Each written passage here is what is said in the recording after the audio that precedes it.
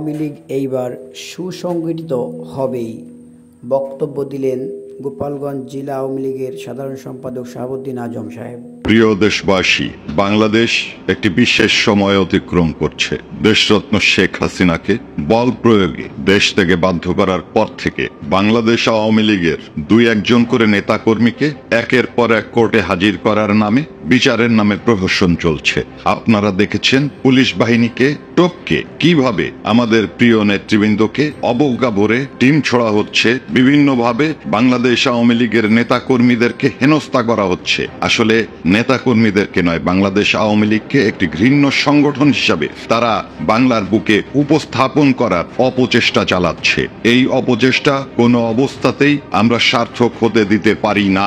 আজকে যারা স্বাধীনতার কথা বলে বিভিন্নভাবে শিক্ষকদের অবমাননা, জাতীয় নেতৃবৃন্দকে অবমাননা করে বিভিন্নভাবে যে ধৃষ্টতা দেখাচ্ছে, আমরা এর তীব্র প্রতিবাদ এবং নিন্দা জানাই। আপনারা লক্ষ্য করেছেন আনসারের যে আন্দোলন তারা করেছে, সেটার মধ্যে তারা লীগকে খুঁজে পায়, রিকশাওয়ালাদের মধ্যে তারা আওয়ামী লীগকে খুঁজে পায়, তারা খুঁজে পায় যে কোনো আন্দোলন যেখানেই হচ্ছে সেখানেই তারা বাংলাদেশ আওয়ামী লীগকে দেখতে পায়। আওয়ামী লীগকে তো এভাবে খুঁজলে পাওয়া যাবে না। বাংলাদেশ আওয়ামী লীগ আমাদের প্রিয় নেত্রীর ডাকে আমরা সবাই একত্রিত হওয়ার জন্য আমরা সংগঠিত আছি, আমরা সংগঠিত হব।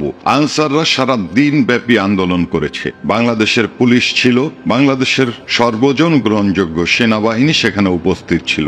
সেই জায়গায় কেন ছাত্রদেরকে ডেকে আনা হলো? কেন সেখানে ছাত্রদের সাথে আনসারদের গন্ডগোল তৈরি করা হলো? আনসার বিদ্রোহ যদি দমন করতেই হয় সেটা সেনাবাহিনী করতে পারত।